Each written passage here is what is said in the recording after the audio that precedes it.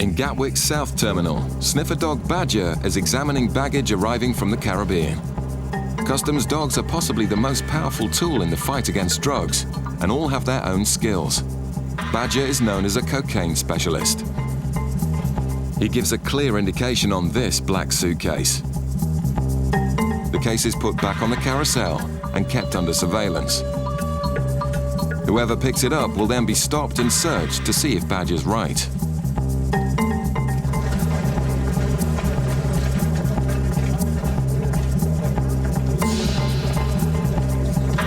A passenger collects the suspect bag and then attempts to pass through the controls. But Customs Officer Phil is waiting for her. Hello there. Hi. Where have you just arrived from? Are you travelling by yourself? Yeah. Can you come to a bench for us, please? It's good to come up to this one here for us. Thanks very much. Your passport, please. Have a quick look.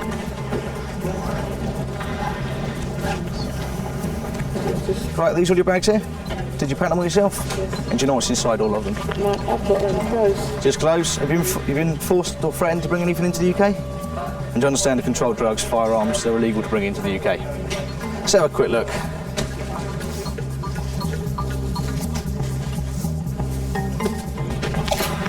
You got the keys, please? Phil checks to see which is the suspect case and then asks the nervous passenger to open it. Okay, just going to put this one for our extra machine as well, okay? Phil can't see anything yet, but an X-ray shows what looks like organic material in the wall of the case. So that's probably what we're looking for. I'll quickly go and do this, quickly go and spike it, just make sure.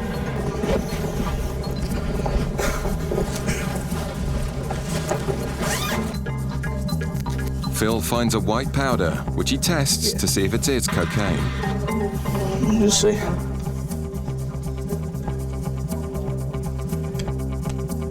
The speed of the reaction indicates the quality of the drugs.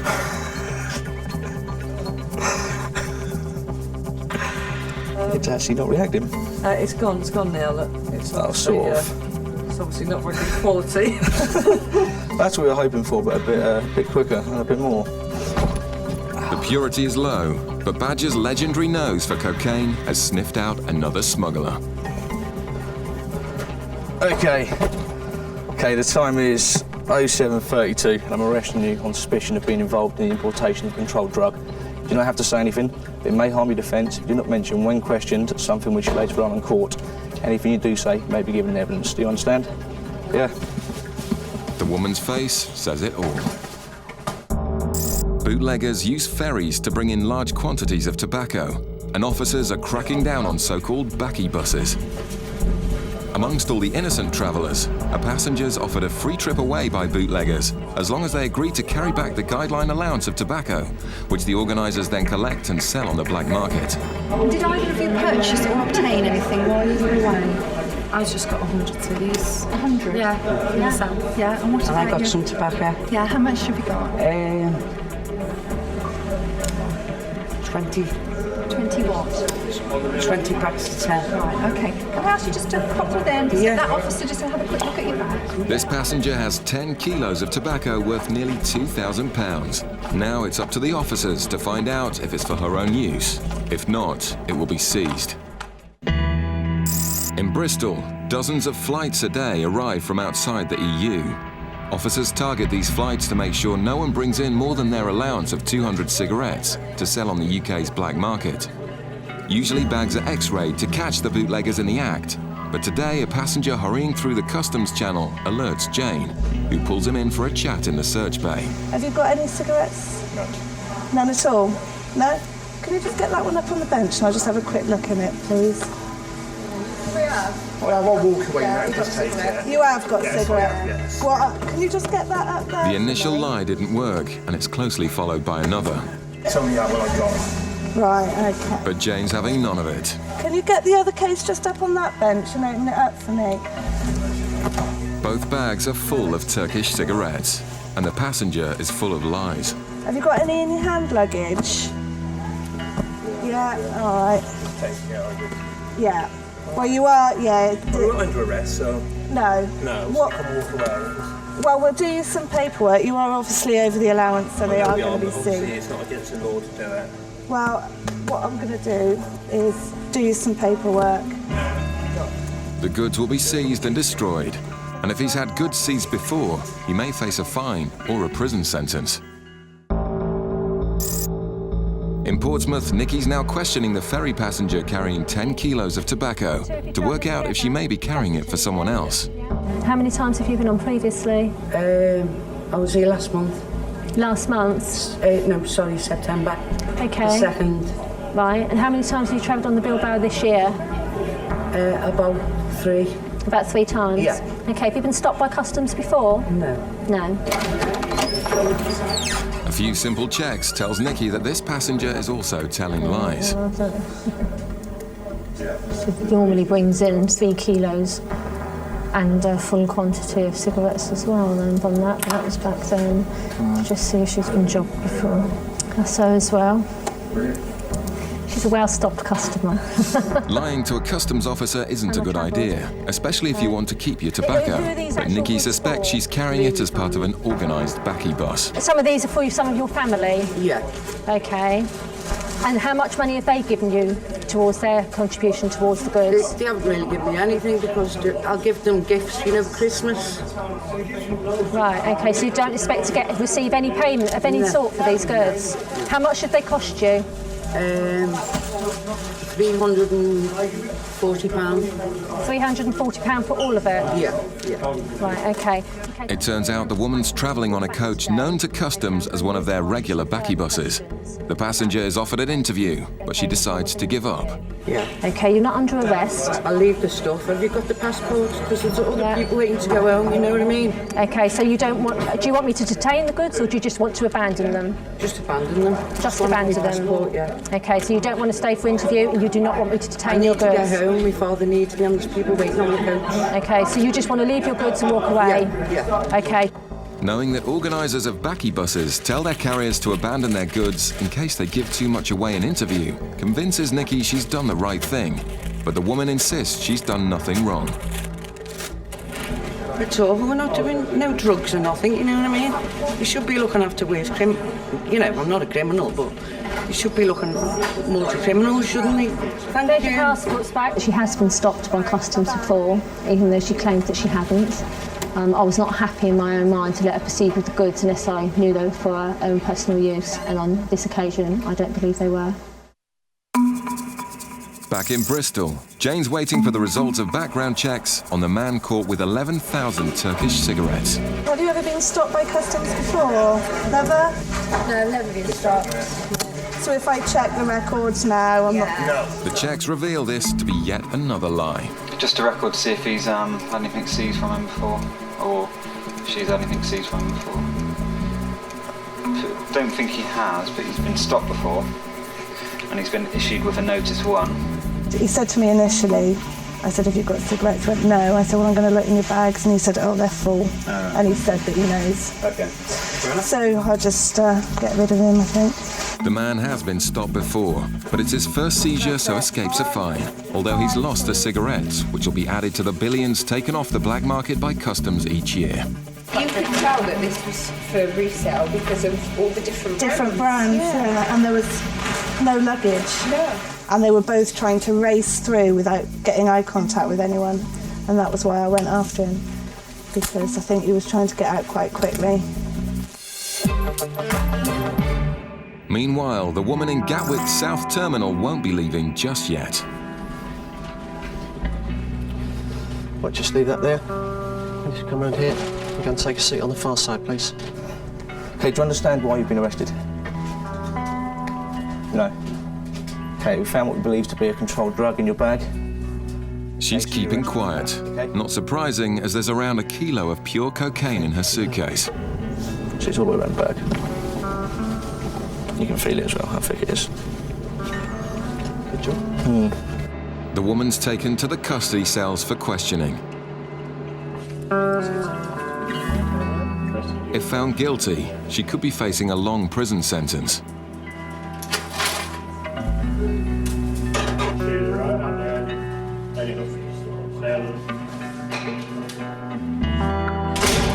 The drugs worth nearly £50,000 have been taken off the streets, and it's all thanks to Badger. There's always that time between the indication when they actually find it. Sometimes it can be up to sort of quarter of an hour before they actually give you the thumbs up there's something there. That's a bit of a worrying time. But with that indication, more or less knew there was something there straight away. The UK's airports are where customs make most Class A seizures. Today in Gatwick, officers are waiting for targets suspected of bringing in cocaine from Trinidad. The two women could be the first cocaine job ever for new officer Mark. Nervous because the rest of the team are all going, this is it, this is a job. They've definitely got it. So I'm nervous. Really trying not to be. Two drug couriers carrying 3 kilos of cocaine were found on this flight yesterday. These two women were meant to be on that flight, and their highly excitable behaviour is raising suspicions further. Thank you. Okay, has anybody asked you to bring anything back for them? Not this time. Not this time? Nah, not this time.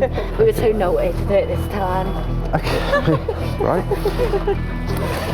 Is it back to work then on Monday? No, children, we're housewives. Yeah, got a lot of small housewives too. Cooking and cleaning. Obviously, just flying out somewhere very nice and... Tuesday was horrible. Oh, was it? Yeah, it was They're very so rough horrible. and rude. And their dogs are treated like rats. And we could be kidnapped. We had to be escorted everywhere we went. Right. Okay. So it's going to sound a silly question, but so obviously the tickets for getting out there and staying out there could be quite expensive. How did you pay for your tickets? Somebody provided us them. Oh right, that was nice of them. Who was that then? Was that Tony? that was nice of him. Why did he do that? He's got quite a lot of money, to be honest with you. Their behaviour and their story convince Mark that he's about to get his first cocaine seizure, but the first swab shows no trace. Completely clear. Chris joins Mark to dig a little deeper. Hello. Christopher. Crime Stopper. Oh, really? Right, now, do you need a hand? Yeah, would you like to sit my one? Actually, if you've just taken the words out of my Or mouth. do you want me to or if you want to pop for this you? through, just... Yeah, well, it was just... Oh, yes. Oh, how exciting. Not as exciting as it sounds. I'd like an X-ray while I'm here. Well, we could actually arrange that if you wish, but not just yet. We'll cross that. We'll cross that bridge in a minute. Okay, that looks about done. Okay, I'll take this one away. Yeah, don't worry, we'll get that sorted. Can I come with you? What should we do? That is obviously... There's something not quite right there. Yeah. The fact is it's not opening and closing properly, which to me is a bit suspicious. Feels a little bit heavy at the bottom here. I'll just have a quick look. Where are you taking him, Malcolm? I'm sure he'll be as gentle as he can.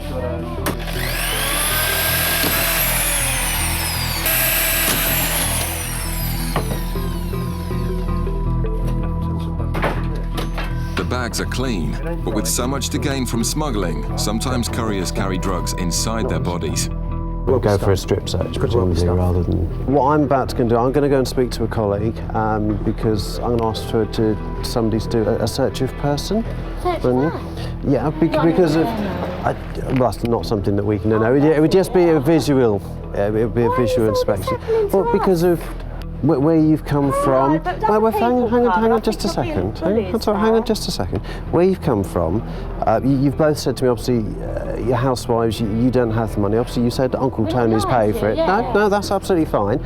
But obviously, we come across people that don't have money that other people pay to go out and bring drugs in. So it's something that we need to check. They're not happy, but a body search will find the truth. So the quicker I go, the quicker it gets done. All right?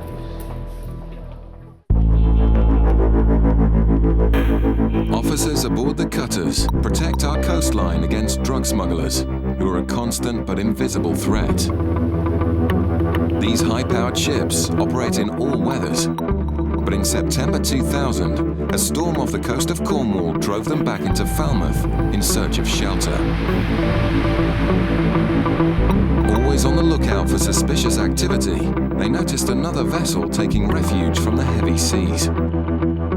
The vessel, rather than coming into Falmouth, it turned and went to the other side of Carrick Roads, which is into a small harbour, which is actually St Mawes. The officers thought it was a local, but then watched as it tied up in a dangerous position. As the tide started to go out, they realised that this mooring was actually on a mud bank or a sand bank, and the yacht was actually settling and starting to tip. Always ready to respond to a fellow sailor in need, the cutter decided to help. So they launched their onboard rigid inflatable, their rib, motored across into St Maur's Harbour, went to the vessel and challenged it. The officers had come to help, but the man on board was a smuggler who made a startling confession. And as they stepped aboard, he turned round to them and said, "Oh, right, well, OK, the game's up, there's 6 tons on board." The officers' act of charity had paid dividends. They were completely flabbergasted. The first reaction was, "And what do we do now?" And then somebody managed, so I better get a notebook out and make a note of this, because effectively I've got a confession already before we go to court. At which point they arrested him. The skipper was John Moore. He led them into the cabin to see the drugs for themselves. There were bales of cannabis literally in every available space within the vessel. They also found evidence he wasn't working alone. But 2 passports were actually found on the vessel. So they decided that the best thing to do was to remove him from the vessel. 3 of the cutter crew stayed on board the ketch and wait and see if the crew came back in the morning. Moore's accomplices did return, right into the trap. It was about 8 o'clock in the morning. 2 men jumped into the cockpit of the yacht, and basically the cutter crew arrested them there and then. The accomplices, Craig and Needham, joined their skipper at the police station, where Moore's frank confessions continued. And he was presented to the custody sergeant. He was then asked, "What's your occupation?" To which he replied, "I'm a drug smuggler." This time, however, he'd failed. On the day of the trial, all 3 pleaded guilty to their part in the crime. Mr. Moore was subsequently sentenced to 10 years imprisonment, Mr. Needham to 4 years imprisonment, and Mr. Craig to 5 years imprisonment. 3 more criminals were behind bars, thanks to the keen eyes of the officers and a stroke of luck. The street value at that time was estimated to be in the region of £14.5 million. At the end of the day, the vessel being forced into Falmouth was really the only reason that we were able to intercept this load. Without that, it's very unlikely anybody would have known that this consignment of drugs was on its way. Back in Gatwick's North Terminal, Mark is still hoping to find his first drug smuggler. His 2 female suspects are about to be searched. So far, they've cooperated, but the daughter is getting angry. The search, obviously I can... We're going to have a search. As soon as we've had that search, I think we should be able to leave. We've got children to get back to. You're delaying us for no reason. Once you've searched us, you know we have nothing on us, so why are we still holding your custody? Their story suggests they're carrying drugs, and Mark waits expectantly outside for the results. Bend over slightly. No, slightly. That's right, and part the cheeks of your bottom. The strip search finds nothing, but Mark refuses to give up just yet. A pair of shoes from the lady that we've just searched. I'm going to swab them with our tool that checks for drugs, as it can be an indication that they've swallowed drugs. So I shall do that and get a result.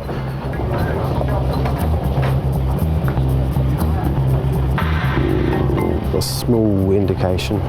The indication means Mark wants to do a body scan. 0.5, something to think about. With these indications, keen to go for an X-ray, which the mum has already sort of informally said she's happy to do. What about the daughter in terms of X-raying? Do you think she'll be happy to do that? She's not happy to be here at the moment. If you don't think they're going to stay, you're going to have to look at arresting them. Worried about the daughter's reaction to the X-ray, they decide to arrest them. I'm arresting you on suspicion of being involved with the importation of a controlled drug.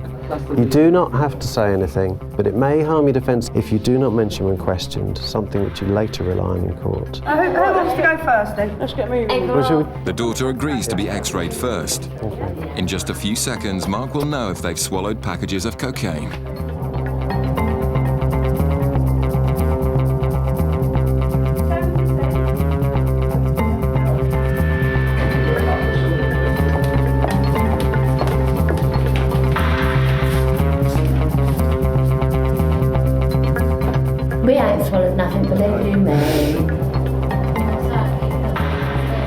Right.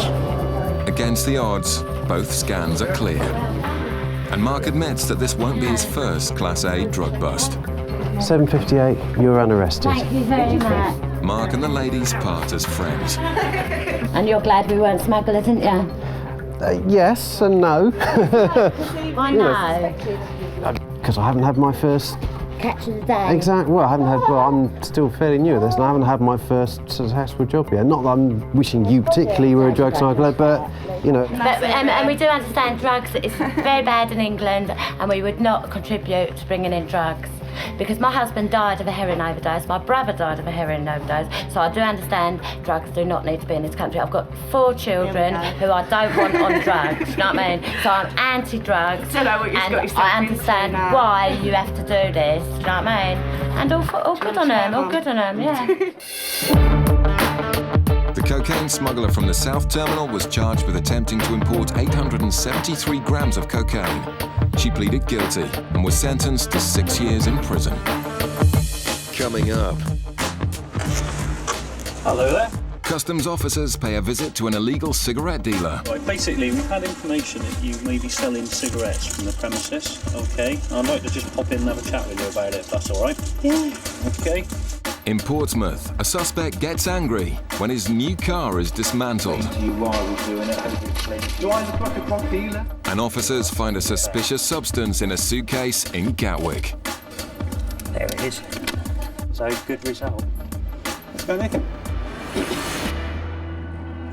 It's early morning rush hour, with dozens of flights arriving into Gatwick from Africa and the Caribbean, source areas for Class A drugs. Customs officers are on high alert, searching passengers who fit profiles associated with smugglers.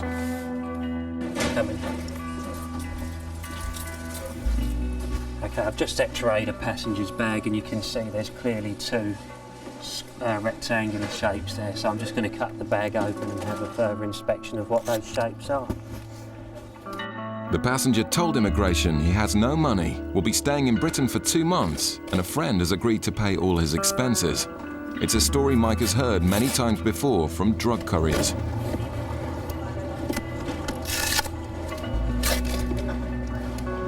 You can smell it already, can't you? That's good. Smells nice. It's well concealed, but Mike thinks he's found a large quantity of cocaine built into the case. There it is. There's a white paste in there. The paste tests positive for cocaine. So, good result. Let's go, Nick. 10:55, yeah? So I've conducted a test on the bottom of your suitcase, which has shown a white paste. A white paste. Yes. Yep, I've conducted a test on it which says it's cocaine. Therefore the time is 10:55. I'm placing you under arrest on the suspicion of being involved in the importation of a controlled drug. Okay, if you could follow this officer, please. Okay. Sorry? Right, well that's all going to be discussed with you later. I will remind you that everything you say will be noted down now, okay? The attempted importation has failed. Sit on that seat there for me, please. And it was a long way from being the perfect crime. He's got a really duff invitation letter. The grammar of it was awful. There was capital letters mid-sentence. It wasn't very good at all. There was also a signature on the bottom of the invitation letter, and the writing was very, very similar, so I assume that it was written by him himself. It's a serious crime carrying a maximum of 15 years. Right. Underpants down. Okay, up. The officers want to find out if anyone else is involved, and the investigations could take some time. Yeah, so we've just nicked someone, so there's a good chance I'll be late. The man initially observes his right to silence, but he soon starts giving information about possible accomplices. Okay, what is the name of the person that's meeting you here today? Okay, and what does he look like? Right. Okay, how tall or small? At my height? About 5'10". Long hair, short hair? Bald head, like mine? Yeah. Okay. Mike decides to put out an announcement for the man to come to the information desk to see if they can catch him too. About 34. Bald head. Bald head. About 5'10". About 5'10". If he's involved, it's unlikely he'll fall for the trap, but it's worth a try. In Portsmouth, officers are hunting a possible target vehicle picked out by the intelligence hub. Unfortunately, it's a bit difficult to actually say whether it's going to be cocaine or heroin or cannabis. What tends to flag more than a specific type of commodity is criminality or suspicion. And from that, you tend to get a job that will fall into one of those categories. It could be, particularly at this time of year with stuff coming up from Africa, it could be anything as bizarre as tortoises. Drug smugglers are adept at seeming normal, so it's Richard's job to hunt for the incriminating details. You mentioned about the car, so can you tell me what the situation is with the car, please? I'm not sure. I might keep the car here and I might take it back, I don't know. So you bought it when you were in Libya? Yes, I did. It's your own car. Okay, how long have you been, where do you normally live, please? In England. So how long have you been away for? 2 months. 2 months. And that's your return ticket there, is it? Can I just have a quick look at that, please? Well, this is a one-way ticket. Yeah. No, this is the ticket you obviously got for this trip. Yeah. Okay, when did you book the ticket, the trip, return trip back? How long ago did you book it? Did you book it when you got to Le Havre today? I did, yes. Okay, and what's been the purpose of your 2 months away? I went for Ramadan month. Yes. The fasting month to Libya. Okay. And then I waited for the car and basically I waited for the car to be ready, then I came in the car. The long trip and one-way ticket are both reasons to investigate further. And the suspiciously clean interior also makes Richard think the car may have something to hide. In Tripoli, you flew over there. Let's walk the car. It's not a new car, second-hand car, admittedly bought from a dealer, he says. It's a second-hand car? That's what he says. It's got the shrink wrap on it. That's what I thought. And that's what he says. He said it's not a brand new car, but he said he has bought it from a dealer. So I think it's worth it because he's just polished the car in Tripoli, which is not something that we normally get here, is it? So I think it's worth looking at. Richard must now tell the man his new car is going to be searched in the specialist rummage bay. We've got a ramp here, we're going to put on the ramp just so we can look over it a bit more thoroughly than we could do here. We have a waiting room that you can sit in there if you wish to keep warm. Just to let you know what the situation is. Okay. We'll obviously deal with How long is this going to take? Hopefully as soon as we can. It's not going to take a long time. Can I just put my clothes Absolutely. back in first? Absolutely. Yeah. And, so, do you want me to take the car out while I do this, or...? No, you put The driver could be annoyed because he has something to hide, but perhaps he's just nervous about having his new car pulled apart.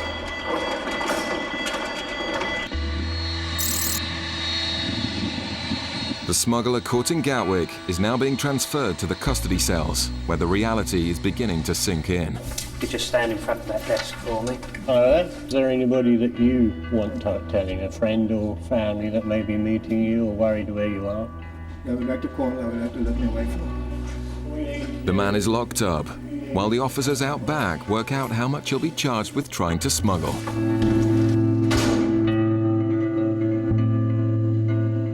As you saw on the X-ray, there was 2 of these. From what we've got here, we've estimated that the total amount of cocaine could be 2 kilos, which has a street value of about £100,000. And in the terminal, the person meeting him has answered the announcement and has been arrested.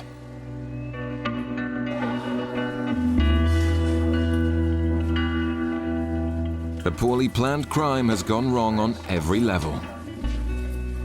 Could you handcuff Ferry?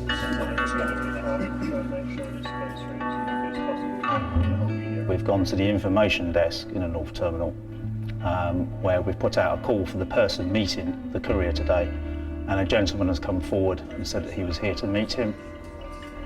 We've subsequently arrested him, and he's been brought here today to the custody suite, and also the driver of the vehicle that was also here to meet him, he has also been brought here, the taxi driver. All 3 are under arrest and placed in cells for questioning. It's now up to the investigation team to find out who is responsible and ensure a successful prosecution. It's another important seizure, but with all the suspects claiming to know nothing about the cocaine, it could take some time to work out who's guilty. After a long wait for a technical officer to arrive, the driver of the suspect Libyan vehicle is getting annoyed.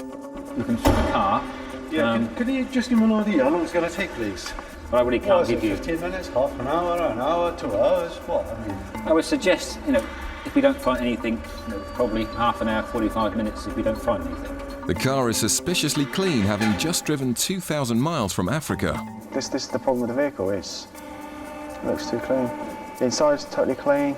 They need to examine every possible space to ensure it's not being used for smuggling. And we're trying to be as reasonable with you and as polite as we can. I'll tell you what, the Brits coming in and out of Libya. Yes. But not a single person gets these people. And hopefully I'll try to explain to you as reasonable as I can as to why we're doing it for. We will look after the car. The officers are expert mechanics, but this man is clearly very protective of his new car. Do I look like a drug dealer? Do I? Hey? I'm not a good enough person to really recognise a drug dealer. You've been doing the job long enough. I mean, surely you should know, shouldn't you? Not everyone that smuggles is obvious to us. The whole search takes nearly 2 hours and finds nothing. And the long wait has allowed the angry driver to calm down. Your car has been looked at. They haven't reduced it to component nuts and bolts or anything like They that. haven't, have they? Honestly, please assure honestly, me, they please. haven't. So you'll have the car back in a couple of minutes and put your bags in and we'll let you out the back gates. Okay, You'll be mate. away on your way. All right. Okay, thanks for your... I'm sorry if I was a bit abrasive, just Don't worry, part of the daily grind that we have to put. Nobody likes the car being put on the rack. You ever wrecked my car, have you? You are more than welcome to obviously check it over. That was there before we got here, though. It's not so much the delay, it's just the actual... I have no idea what has been taken out of the car and what has been put back in the car. I don't know. It's quite upsetting.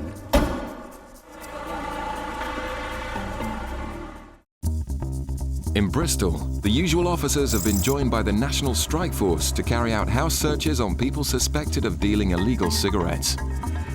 All the intelligence has come from anonymous tip-offs on the Customs confidential hotline. I've got, I think it's 19 packages from Tobacco NIU, hopefully to execute today. For officers entering suspects' homes, it can be dangerous. I've been in a situation before where the whole street is sort of come out and I had to go at us. You don't want to hang around. No, once you're on the ground. If you don't like it, you're out. So. It may seem heavy-handed for selling a few cigarettes, but the black market costs the Treasury £2 billion a year. We're going to this lady in Bristol. Information's been received that she could be selling cigarettes at her home address. Started selling cigarettes in the past 2 weeks and have been dealing Lambert and Butler. But you've also got to be very mindful with this that a lot of this could be malicious as well, so it could just be a stitch-up. Many tip-offs are found to be false, so the officers initially go in without a warrant. And that means negotiating permission to search the house. Hello there, this is Hello, I'm from Revenue and Customs. Right, basically we've had information that you may be selling cigarettes from the premises, okay? I'd like to just pop in and have a chat with you about it, if that's all right. Yeah. Okay. This is what we simple. I pop us all of that. I'm in trouble. Luckily, the woman confesses and lets them in. Basically, what have you been doing? Your son's brought cigarettes back from holiday. You've been basically selling the cigarettes. And all the evidence the officers need is sitting on the dining room table. We need to do a search of that house, if that's okay. Yeah, there's a few in the front there, which is around. And that's all it is. Right, okay. You made me feel like a terrible thief. I felt like a terrible thief. And she's obviously a bit nervous. She knows that she's done something wrong. She's got a kitty set up downstairs with all her facts. There's a big suitcase here that shows that somebody travelled to Palma in Spain on the 9th of October. Whether that was her or her son. It's a very big case, very typical of a cigarette smuggler's case. Is that your big suitcase up there, the big half-sided one in the spare room? Well, we all use it, you know. Right, You're all not right. committing an offence by selling these cigarettes, okay? So the goods will be seized from you. And with perfect timing, a customer turns up to find the shop closed indefinitely. And the guy just come to the premises and looked at his shop. Oh, right. What, somebody's just come and gone? Looks like we've just had a buyer that's just... The black market is clearly booming in Bristol. In Gatwick, the Customs Intelligence Hub has given officers information that a drug swallower is coming in from the Caribbean. A girl being questioned at immigration seems suspicious enough for Customs to do a drug swab, which gives a massive hit for cocaine. 3452. Morning, madam. Drug swallowers are often forced into the crime and told nothing of the dangers and the possible lethal consequences of a burst package. She said that she actually came in with someone named Peter. She met him on the beach and he's got all her money, £400, and he's already gone through. So it doesn't look too good, you know. The suspect has denied taking cocaine, so a positive urine test would suggest she has swallowed drugs.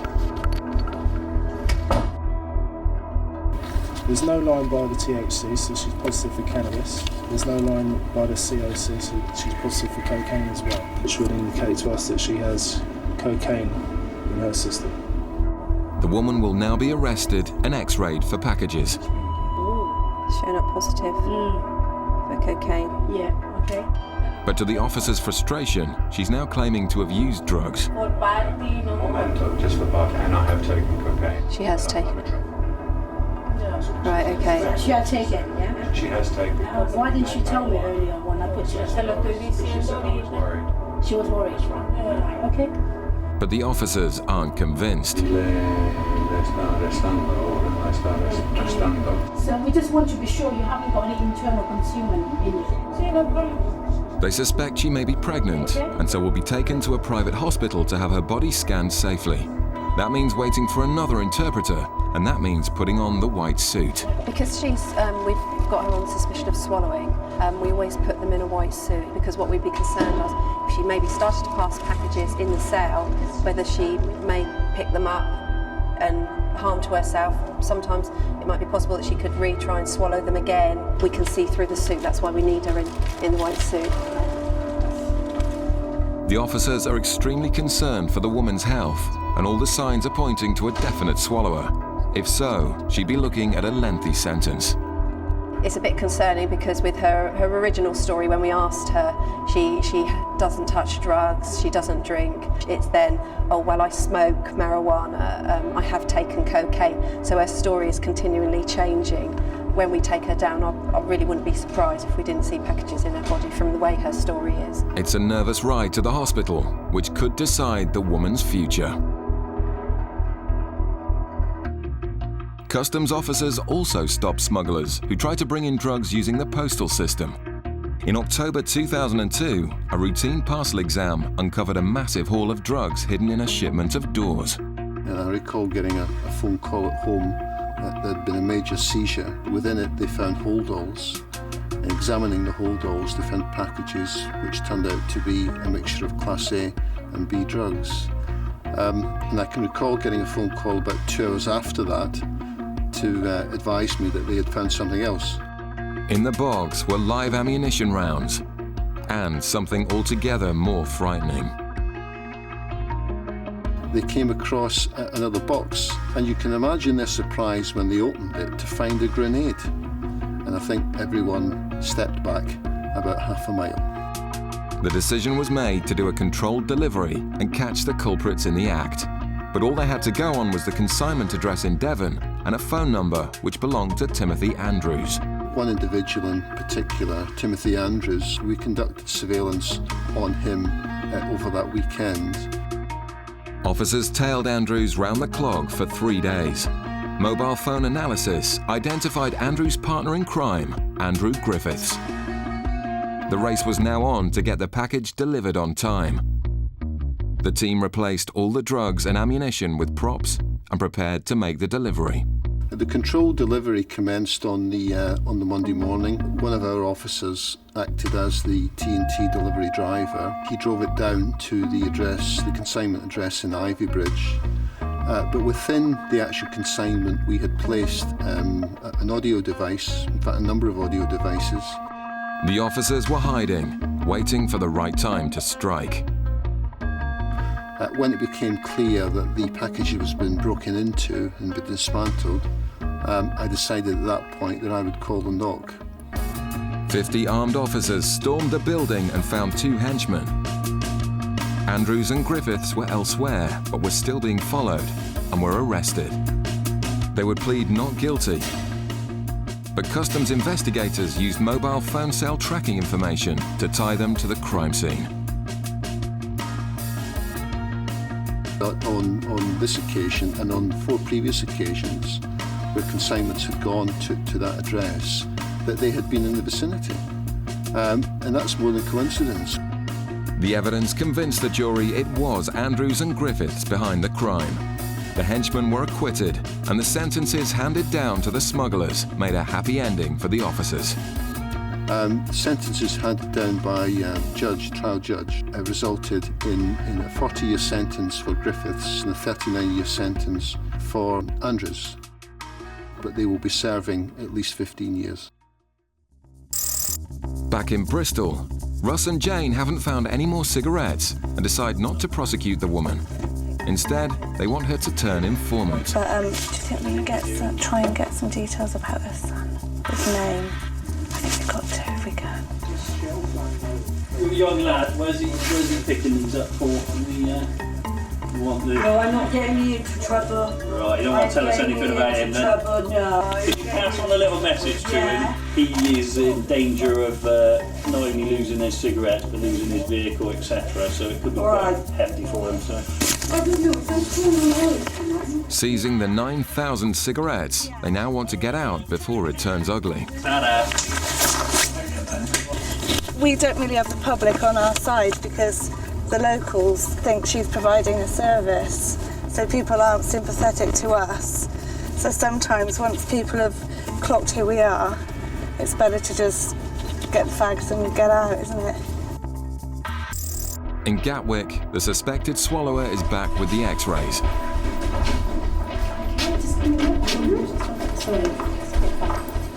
She's put back in the cell while the officers take a look at the results. If she had swallowed something, you would possibly see the shapes of packages. They'd be down here, they can be collected up around here, and there's nothing at all. Compared to an actual swallower, the difference is clear. See the package shapes collected down there, whereas that one is totally no shapes whatsoever in that one. It was negative. It's an anticlimax for the officers, but they're glad she'll be okay. Take her back up to the south terminal if she wants to, so she could be on her way. Yeah, it's negative. All the way down the line to me, I was thinking, yeah, it's going to be positive. The way she was acting and the things she was saying, but sometimes it happens like that, you know. 6 months later, the Gatwick cocaine smugglers pleaded guilty and were sentenced to 6.5 years in prison. The taxi driver was released without charge.